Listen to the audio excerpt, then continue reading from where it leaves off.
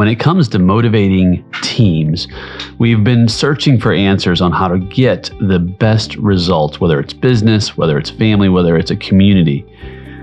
This is an issue for leaders that continues to plague us. Well, I've invited an expert to have a conversation around something that you may have never heard of, the Köhler Effect, and the impact of high-performing teams when we truly focus on the good of the individuals within the team.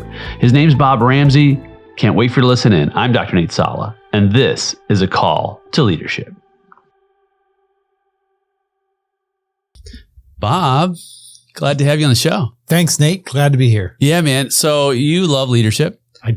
I love leadership. Our listener loves leadership. What a great time to have a conversation around leadership. Not just any leadership, though.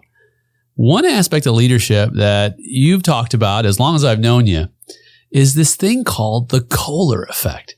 Now, I suspect that 0% of my audience would have heard of the Köhler Effect. Perhaps 0.0001%, perhaps. That's if I have a larger audience than I might actually have. What in the world is the Köhler Effect, and how does it affect leadership?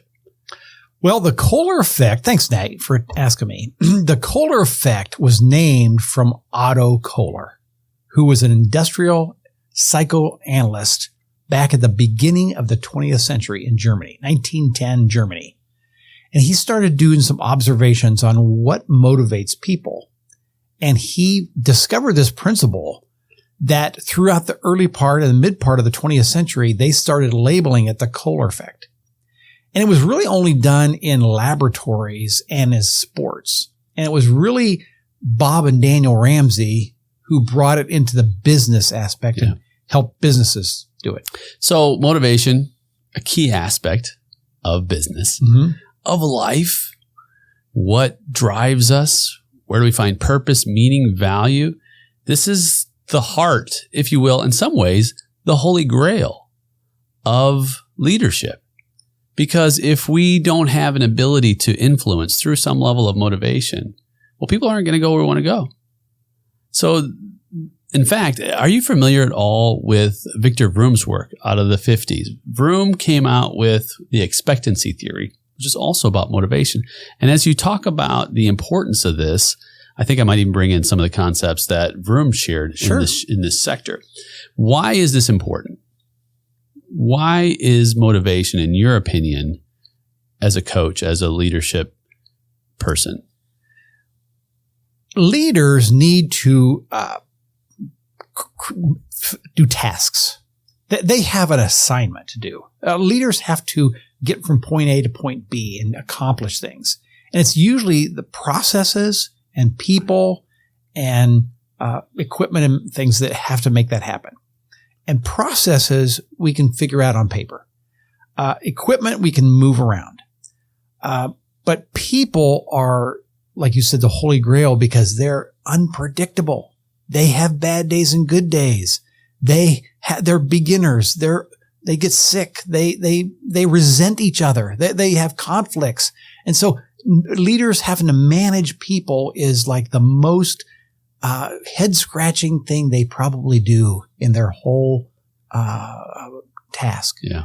And so that's why I think that leaders having leadership tools about people is key, important. Yeah.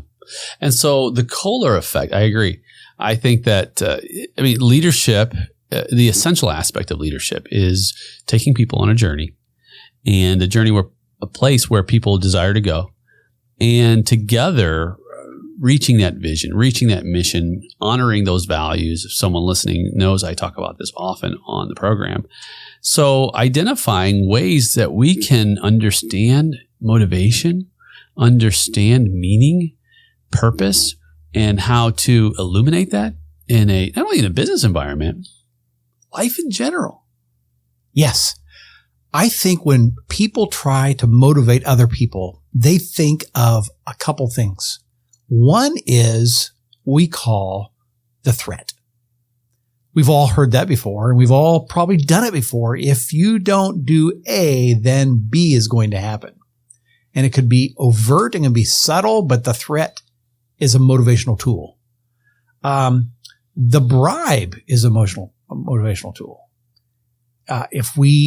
When people say we're going to do incentives, financial incentives are kind of like, I call them bribes. but if you do such and such, then we'll give you such and such. As the carrot and the stick, right? And so I think that leaders need to have carrots. They need to have sticks, and they need all the tools they can get for motivation, because sometimes in some situation, carrots work. Sometimes they don't, you see? So I think that this idea by the Köhler Effect is just another tool for leaders to use in their toolbox of motivation. Yeah. And so when you bring that up, it gets me thinking about power.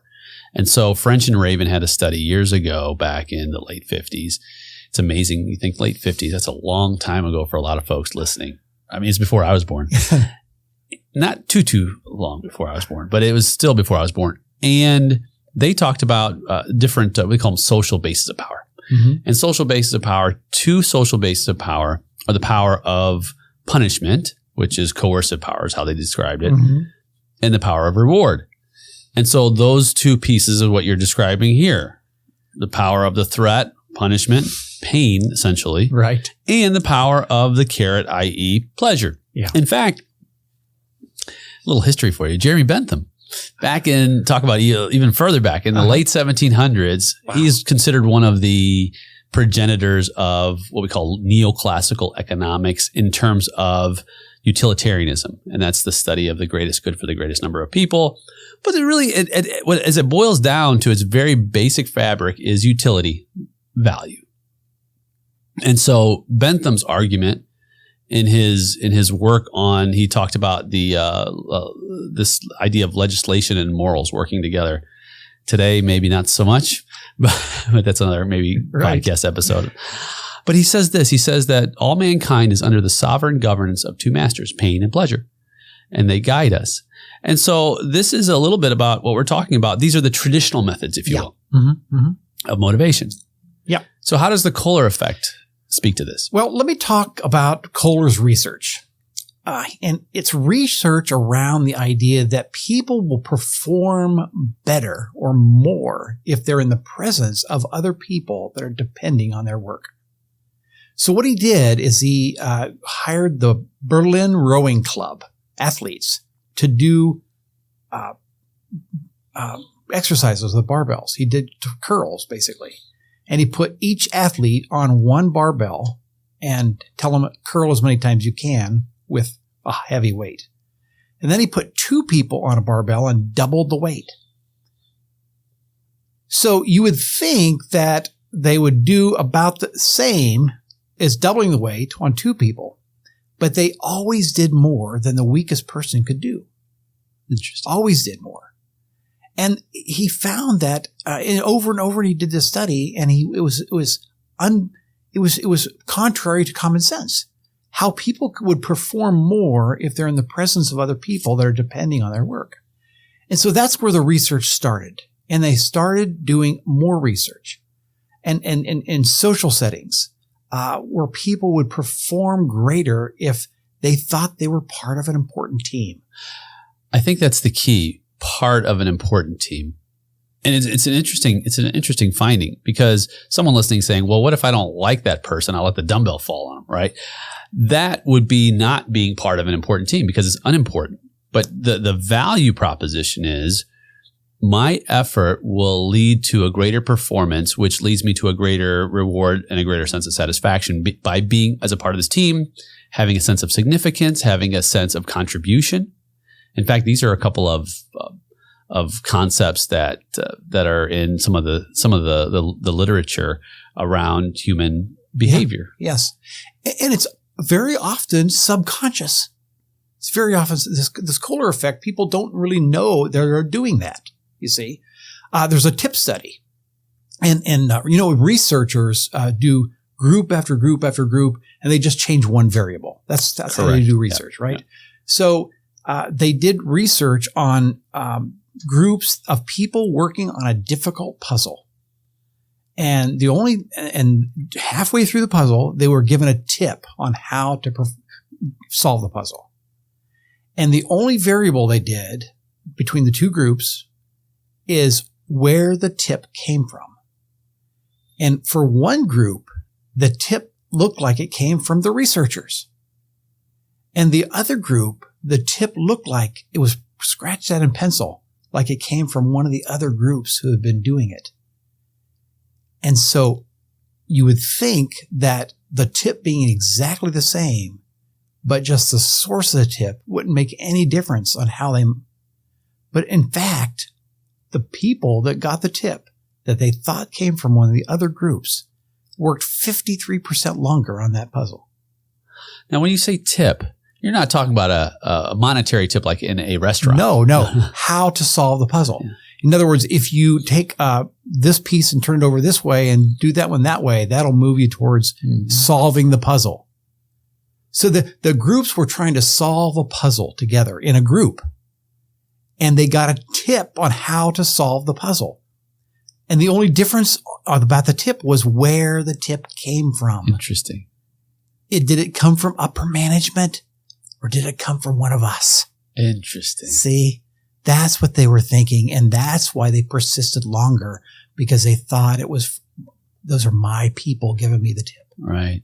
So this sort of tribe mentality, this collective, this social interaction, really culture at a very base level. These are our people. Interesting. Edgar Schein, he was prolific in the 80s in terms of culture building, and he wrote a book on organizational culture. And he talked about even in the early stages of two people meeting in a group, a culture begins to form. Patterns of connectedness begin to form. And even those two people are even closer than perhaps everyone else joining. In other words, from the first person to the 12th person, there's even a closer cohesiveness. Wow, these are my people. And just thinking about the nature of human connectedness. Yes. Can I talk about another study? They did a study, and again, throughout the 20th century, the Köhler Effect was confined to studies and in sports. And so there was one study about firehouses. Now, I didn't know this before, but most firehouses across the country, most firemen, there's a kitchen in it's firefighters now. Okay. Firefighters, absolutely. So the firefighters' place of business, the firehouse, has a kitchen in it. And it's almost exactly half of the firefighters eat together, cook together, clean up together. They assign one person to do cooking this day, and they trade jobs. And about the other half of the firehouses, they're all on their own. They go to Taco Bell. They bring their own lunch. They're just on. Now, they did a study on whether the firehouses met their goals better on whether they ate together or not. And most people intuitively think, I think they would. I think that the firefighters would get along better the more they ate together. But it was a huge difference. It was a huge, and it didn't matter on the socioeconomic of the firehouse. It didn't matter what part of the country they're in. It didn't matter if they're Republicans or Democrats. Nothing mattered except the fact that they ate together. So one thing we teach leaders to do is eat with our people. And most leaders that I coach, I ask them, how many times have you gone to lunch one-on-one with any of your direct reports? And most of them will say, it's been over a year. Wow. But the Firehouse study tells us that you can motivate people just by forming a team with them, by eating together. Yeah. Such a basic human necessity, yet you think of in terms of even historically, the most, I would suggest, one of the first ways that we connect with humanity is through this common bond of nourishment. Of course, there's physical nourishment, there's emotional nourishment, there's spiritual nourishment, mental nourishment. And we rarely think about this intentionally. Yes. Intentionally. And I even think as you're talking about it, I think taking food, bringing food to my direct reports and having a meal with them and sort of having this this breaking bread with you and an olive branch of peace. Yes. I want to sustain and help nourish you. Vice versa. I've had direct reports bring me things, a piece of chocolate or a box of candy or something that they knew I would enjoy, and to make sure that I express my joy for that in their presence. To deepen that connection and that bond is important because they want to know, hey, is this important to you? Yes.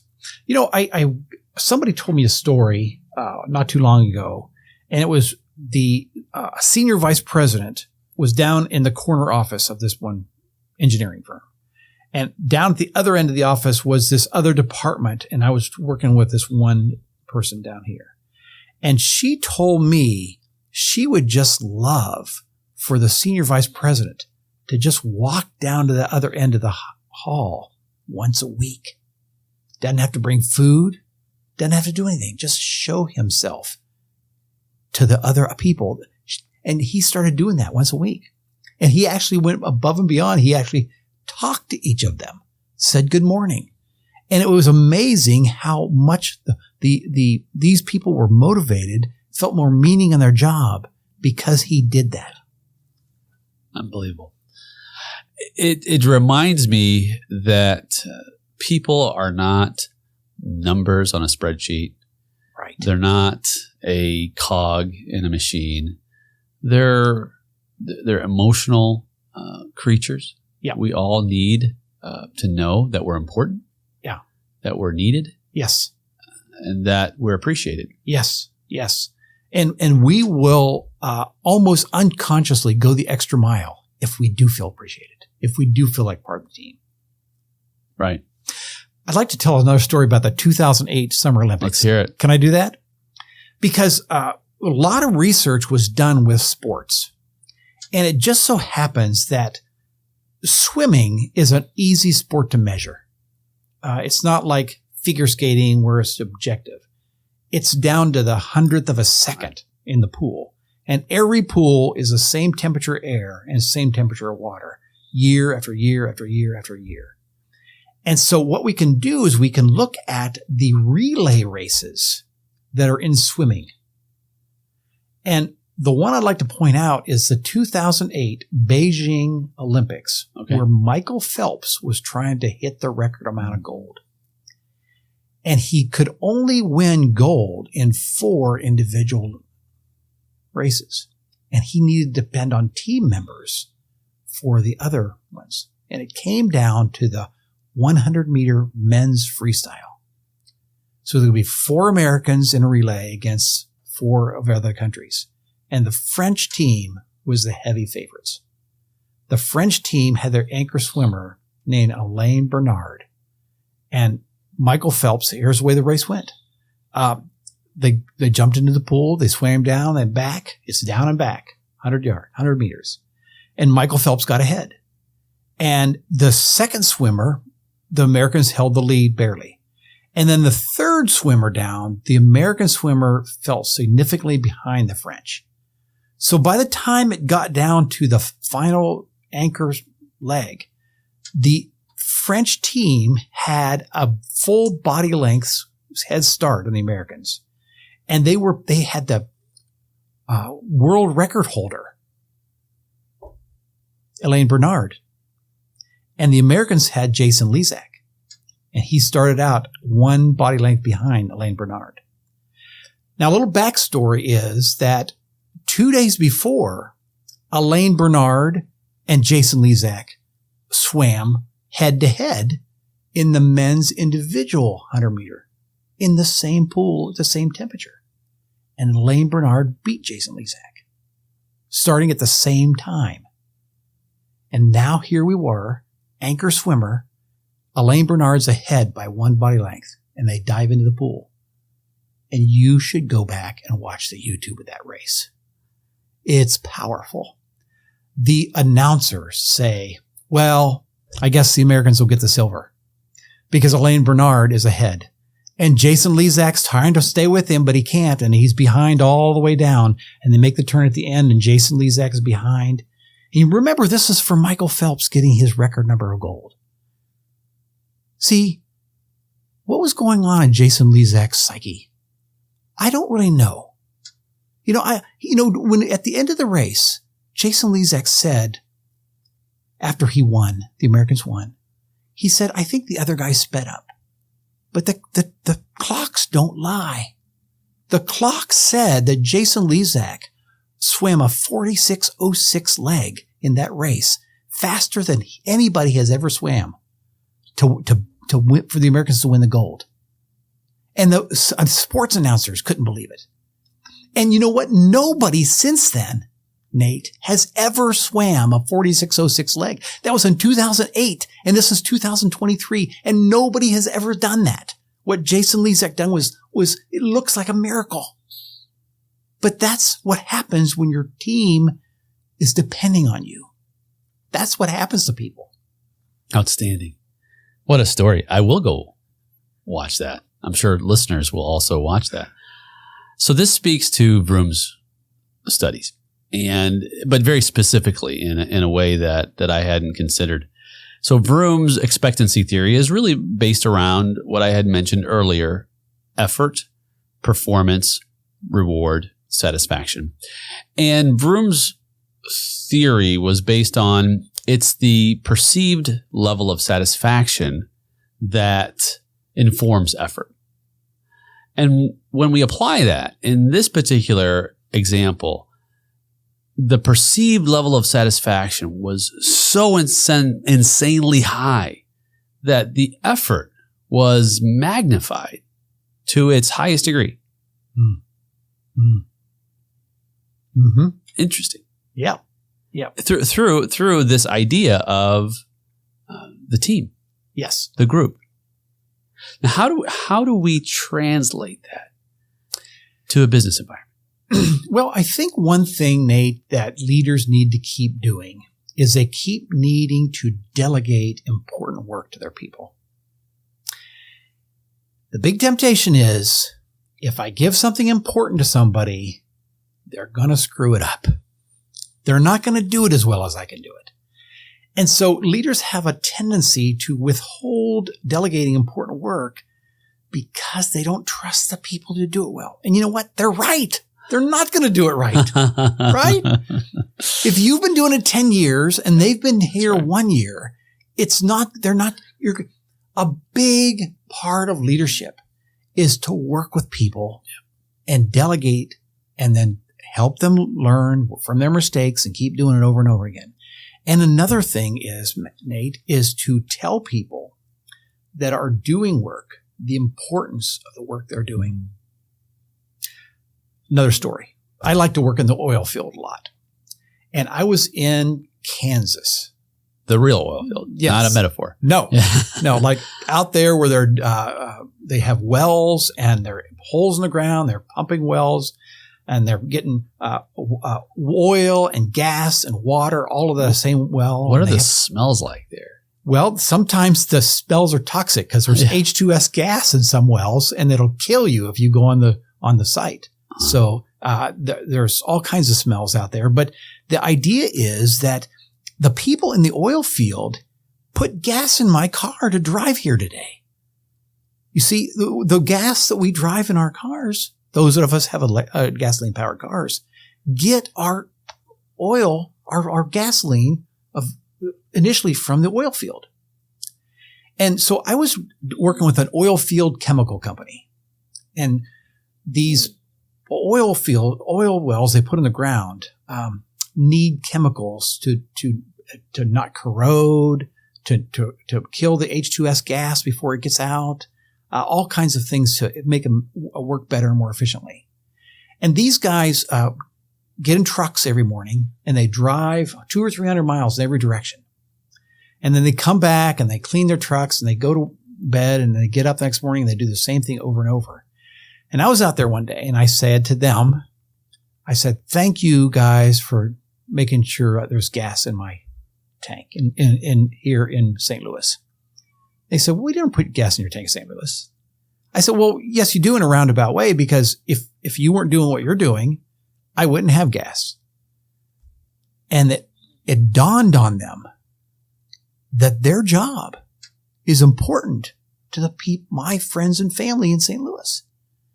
And so I think that leaders need to do that for people. They need to say, I can see where the effort you're doing right here has a big payoff to other people. Yeah. Yeah, that's good. How, you think about that. How often do we focus on that? How do we focus on the intangible? I've said this on our show before. I'm owning an accounting and advisory firm, doing taxes. There's an output that is tangible. Preparing a return, doing accounting, doing advisory. There's an actual tangible dollar output. But then there's the intangible, the quality of life. Someone goes home and they're less stressed because they feel secure in the decisions they've made. They feel as though they have a partner they can trust. All of these other pieces that are related to it. I think about when we work with businesses and we help business owners or companies or corporations help improve the quality of the output of the lives that they get to invest in. I think about the entrepreneurs, the small business owners, who perhaps we can help to shore up some of their challenges with their people, who then can have income to support their families, who can then have education that they can pay for, and food, and meet the needs of a society that goes so far beyond simply the moment of the widget that we're creating, and being able to tie that into the relationship and just be grateful. Just walk in gratitude. Absolutely. Absolutely. And I think one thing that leaders can do is a simple thing, and we call it appreciative praise. It's calling out what you did. It's calling out the result that was created from what you do, and then say thank you for that. It goes something like this. Nate, thank you so much for taking those taxes off my plate. That really relieves a lot of anxiety for me. It helps me focus on what I need to focus. And it just gives me a great comfort knowing that somebody like you, a professional that I know and trust, can get those taxes filed on time. And I can be a better husband at night. I can be a better father and grandfather. And it's all because that you took care of my taxes. Thank you for that. That's incredible. And what does it do? It just, as you're saying that, it's a deep connection. That appreciative praise, is that what you call it? Appreciative praise, yes. Yeah. And it encourages, it affirms. It makes people's job feel important to them. Yeah. If I give somebody appreciative praise for something they did, they think, what I did has a positive effect. Yeah. My job is important. Yeah.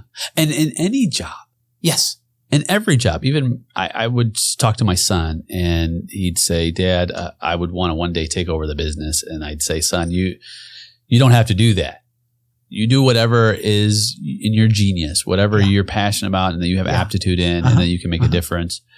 Even if it's the janitorial work in a school, just make sure those floors are spotless, because that matters. You matter. That role, that responsibility matters. We all have importance. And acknowledge that importance in a sincere and genuine way. Bob, it's huge. Yes. I have used appreciative praise in a lot of my coaching meetings, and I usually give them 3 business people to practice appreciative praise on and 1 family member. And many, many times they'll come back to me and say, I used appreciative praise on my 5th grader cleaning their room. I said, when you clean that room like that, you give your dad and I so much more comfort. It gives us great amount of peace. We fight less about how to parent with you. And I really appreciate that.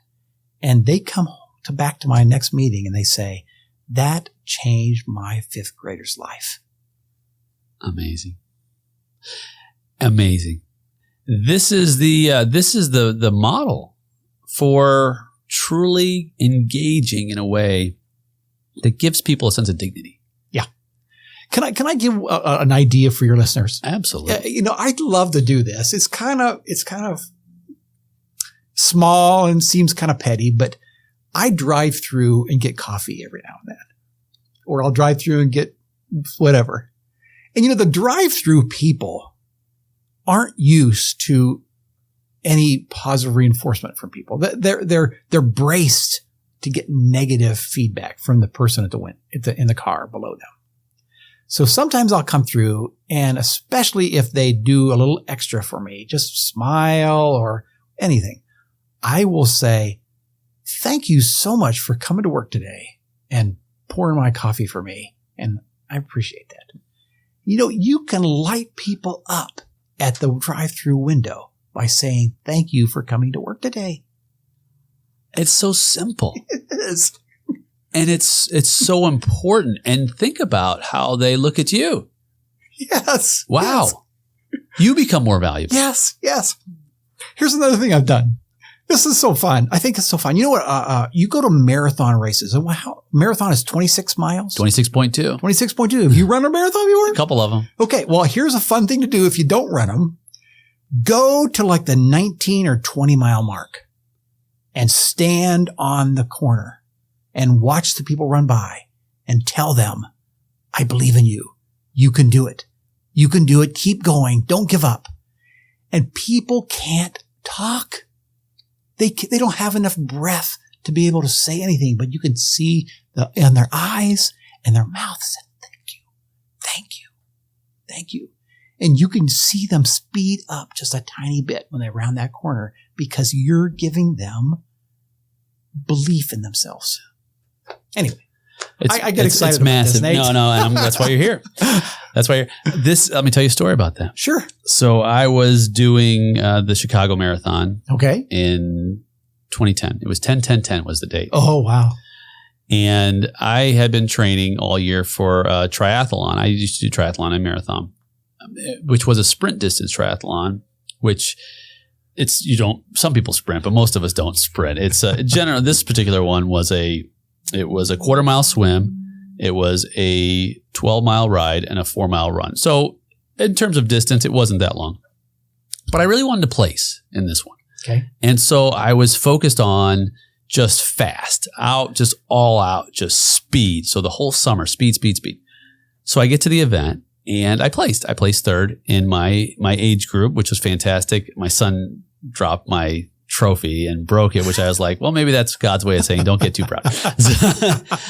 However, that was in mid-August, and 10-10-10 was not too far off.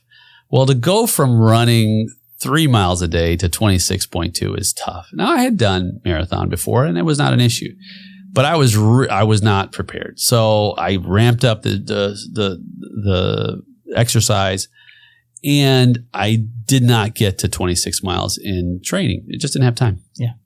So I get to the event. I'm like, well, it's Chicago. It's going to be colder and it's going to be fine. It's all flat. It's 80 degrees, which you think 80 is not hot, but it's hot when you're going that distance. And so I'm getting ready to take off. My wife's at a certain spot. I said, hey, be at this spot at 13.1. I'll be here about this time. And then at 26.2 when it's done, I'll see you in 4 hours, basically. So the first 13 miles were no problem. I just zipped and whipped, and the 14th and the 15th and then the 16th, and I started to feel a little fatigue, and the 17th and 18th. And mind you, in all the events I'd ever done, whether it was Ironman level or marathon level, I had never walked. I had never stopped. Of course, when I say walked, I mean, you could stop just to get a drink of water and keep going. Right. But never so fatigued that I had to walk. And I'd always seen people who were walking. And I think, wow, you just didn't train enough. You just didn't train enough. And the 18th mile, then just about the 19th, and I kind of knew, Nate, you're going to run out of gas. There's just no way. And you're right. It was right at that 19th to 20th mile, and I took my first step. And it was the first moment, if you will, that I felt not just defeated, but I could empathize at that moment with the true struggle, because I hadn't been in that place yet. And if someone like Bob would have been there at that moment and said, Nate,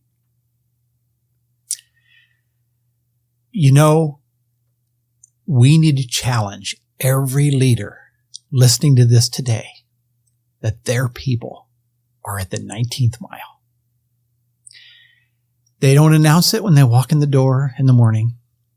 You can't tell by how they're doing it or what they're saying, but they are the 19th mile in their life. They're the 19th mile in their career.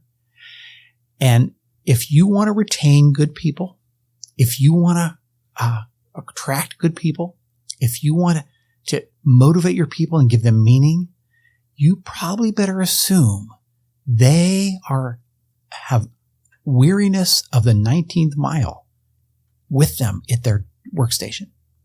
And you can be the leader that comes by and says, you can do it. Don't give up. Hang in there. I believe in you. And that's the energy that leaders need to give their people at the 19th mile. So good. Right. So good. I feel like we need to end there. It's just so good, but there's so much more to say. But at the same time, what a great way to encapsulate this journey. Yeah. And you know what? Here's the thing too, Nate. Leaders are at their 19th mile too. Yeah. You know that? I know they are. And they have to go to work. Sometimes they are the leader on the site. They are the plant manager, or they are the section leader, or they are the director of this group, and they have nobody they can talk to. Nobody's going to come by them at the 19th mile. They go home and they talk to their wife or husband, and they just try to describe to them what it's like being at the 19th mile, but their husband or wife or kids, or there's just nobody there for them. And it's kind of up to you and me, Nate, to tell them right now that their job is important. I never read the book by Ayn Rand. What's her name? How do you say that French woman's name? Russian woman? I think you're close enough. Okay. Yeah. About Atlas Shrugged.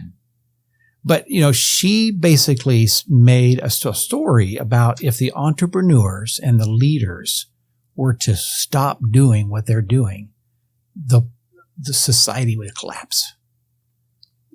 And I can tell you for sure that if the leaders who don't have anybody to talk to, they're at the 19th mile, if they quit doing their job, society's going to collapse. Yeah.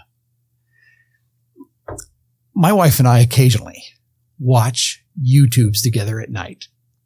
We just pick up a lot of different things, but one of the things we've been watching is this guy who drives through blighted cities and talks about what the city used to be in the 60s or 70s and what it's like now. And the guy last night drove through Gary, Indiana. And Gary, Indiana, I've never been there in real life. I just saw it through his windshield. And he told a story about the businesses that used to be there and creating a thriving city. And those businesses are all gone now. And those businesses' leaders aren't leading anymore. And that is our society if leaders give out. Yeah. I'm glad you brought that up because leaders and entrepreneurs, people who are in positions of pouring into others, they need to be poured into. We need to be poured into. Yes. Because it is a reciprocation of an essential human need.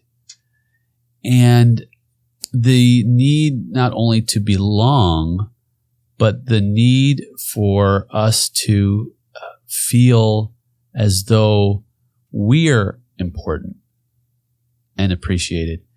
It's lonely sometimes. Very. And we sacrifice so much. Not that others don't. However, it's the recognition sometimes is just having another person to share in your challenges, share in your struggles. They're not going to always have answers for you. Right. Well, I'm going to welcome any leader who's a little tired on the 19th mile to call you or me, and we will give them some gas. Okay? I'm just volunteering. Volunteer us. I tell you what, Nate's number's on the internet. So is mine. If you call me, and it's a strange number, I might not pick up, but if you leave a voicemail, I'm going to call you right back. If you're a leader anywhere that's listened to this podcast and you need a little shot in the arm from Bob or Nate, you call us and we'll tell you why you're so valuable. Yeah. I love it. I didn't expect this is not rehearsed, by the way. This is just extemporaneous. And Bob, I expect no less from you, knowing you these years. If you were to share some inspiration for the leader who perhaps says, I'm not going to call you, but I sure do need to hear something that will give me a little bit of gas right now, what would you say? Well, sometimes we need to make notes to ourselves. You know, I've got a mirror in my bathroom that I look in every morning, and I can put notes that I write to myself that are encouraging and put it on this mirror. And I could give myself positive feedback that way. Otherwise, there's plenty of negative feedback in life. And I was going to tell you a story about this. I keep a journal. And I remember on the left side of my journal one day writing about all my problems. And I was discouraged and I was depressed and I was down and I was blue and I was enumerating all these things. And I closed my book up and went to bed. The next night, I had a much better day. I had a lot of more positive feedback than I did the previous day. And I opened it up and I wrote down on my right-hand side about all the good things that are happening, all my optimisms, all my excitement about the future. And I looked at the other side. Nothing had changed materially. My bank account was the same as it was in the previous day. My invoices were the same as they were the previous day. What was changed was my perspective. So if I were to give leaders who aren't getting any feedback, write on your journal on that day and put that on your mirror. Put that on your rearview mirror of your car. Put that on your desk at work when you first get there and read that mantra that you write to yourself. Give yourself appreciative praise. Give yourself the 19th mile, you see. Because when you're in a good mood, you can cheer up the self of yours that's in a bad mood. Yeah, that's good. That's good. It's perspective. Mm-hmm. Perspective is so important. In fact, I remember several years ago, I was on a panel, and the panel was about leadership and entrepreneurship. And the interviewer asked, what is the most important aspect of your leadership? And one person said it was education. And the second person said it was drive. And I thought those are important. However, for me, it's perspective. Perspective, because if I don't have clear perspective, I may be educating myself on all the wrong things. If I don't have clear perspective, I might be putting my ladder against the wrong building. And when I get to the top so quickly, I might realize, whoops, I was climbing up the wrong ladder of success. Yes. But when I have perspective, I can take those moments and refresh my understanding of why I'm here, what my purpose is, what my meaning is, what my value is, where my trajectory is. I encourage leaders, and I've said this on the show before, to write your tribute or your eulogy, the very end of the journey, how you desire to be remembered. Because by doing this, it keeps it in front focus of why you exist. Yes. And on those days, when you are on the 19th mile and you are out of gas and your head is hung low because you feel defeated, you can remember that, hey, you know what? I don't have to run this whole race. Some of it I can walk. Right. I'm going to finish. Even if I have to crawl, I'll make it to the finish line. And I won't do it alone. I don't have to. I can ask for help. I can ask for some encouragement. Yes. I can ask for a moment to breathe. Yes. Absolutely.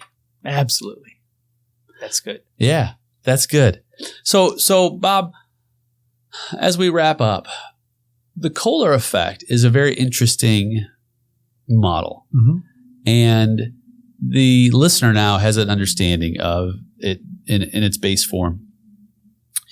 What do you suggest for folks who are in perhaps a community environment or in a family environment in terms of implementation of some of these mechanics of the collective? I found that for us as a family, creating a family value statement was really impactful in terms of having unity of purpose and of meaning, and beginning to operationalize that as our collective model of what is acceptable and what is unacceptable. What are some of the things that you've encountered or that you would share? Well, the Köhler Effect is one piece of life's puzzle. There are lots of good ideas out there. You've mentioned some research that's been previously done. There's lots of ideas that aren't the Köhler Effect. And there are lots of good ideas. I mean, I try to incorporate lots of good ideas. Write a eulogy, keep a journal. I'm just trying to do lots of things. But if you're in a home situation or in a group situation and you are not the leader, you can provide the Köhler Effect anyway. You can do it anyway. You can be a kid around the table. You could be a member of a group that you're not the leader of, and you can still call out what people's contribution is and the effect it has and help them feel like they're more important here. And that activates the Köhler Effect. Yeah, and that's leadership in and of itself. Yes. Because I identify leadership, and it's been many definitions of leadership, but my 2 cents worth is that leadership is the discovery of, influence toward, and achievement of shared purpose. And so when we are providing this type of appreciation, we're first discovering what's important. And then through a sense of communicative influence, we are sharing a better future state, a purpose that we want to achieve. What is that? We want to know that what we're doing matters. Yes. And most people, no, not most, I don't know most, but many people don't know what they're doing matters. They don't know. See, when you're sometimes on the 18th and 19th mile, you don't think I don't know what it matters to get to 26. When you're dragging around depressed, discouraged, have conflicts at work, more problems you could do. I've got a week's worth of work I've got to do in the next 3 hours. You don't know how important your job is. So people forget that. That's key to why the Köhler Effect is effective, is reminding people that what they're doing is important, or that they need to do something that is important. Yeah, because it eliminates it. Yes, it does. It makes them have more meaning in their life. Yeah. Now my life is more meaningful. My boss gave me something important to do. My boss called out something that I'm doing that I had no idea was that important. And they go home and they tell their family, my boss said something great. They don't know how to articulate it usually. But if they could, it would say something like this. My boss reminded me how important I was to the team. And I feel good about that. Yeah. And that is a thread that runs through the fabric of humanity in terms of purpose for life. I just interviewed a gentleman not too long ago who we talked about the tragic condition of suicide. Oh, yeah. And it was such a touching episode because my guest, who is a doctorate and spent a lot of time in the counseling world, had attempted suicide twice. Wow. And I didn't even know that until we had the conversation. At the depth of the conversation was the purpose for life. In terms of, I don't know if my life has enough value to even keep breathing. And at the base of it was, if someone were to encourage me, give me some just a small amount of affirmation, it would be this: just breathe. Your breath matters. It matters to your body. It matters to your lungs. It matters to your journey. And I want to provide you not with an answer way out there, but I tell you what, I have a flashlight in this darkness. I'm going to hold your arm. And we're just going to use the flashlight, and all you have to do is breathe, because you're important. Love it. Love that. Good. The very basis of humanity. Yep. It's just breathe. Yep. And the rest we'll figure out on the way. And sometimes, maybe someone listening right now just needs to breathe. Whether they're a leader, whether they're someone who is is working at that counter in the drive-thru serving coffee to someone who isn't Bob. Yeah. There are Bobs going through the drive-thru. They just don't say it. Yeah. See, that's God's given me a gift of being able to create words. Many people don't have that. So, yeah, indeed. And those words are important, and they matter, and you matter, Bob. Thank you, Nate. I appreciate you being here, but I'm not done yet. Okay. I have one more question for you as we wrap up. Well, Bob, speaking of the eulogy, speaking of the tribute, one day you and I and everyone else will be on that great summit, that very end of the journey. And you'll be able to see all of the things that you've done, all of the people who you've been able to impact.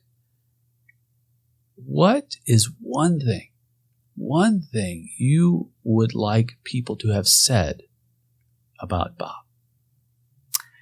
Nate, when I get to the end of my life and I want people to say one thing about Bob, I want them to say that Bob learned from God about unconditional love, and he demonstrated that to every person he met.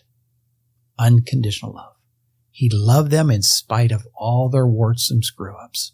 He didn't judge them. He cared for them, and he loved them. Well, you are on your way. Thanks for being here. Thank you, Nate. Appreciate it.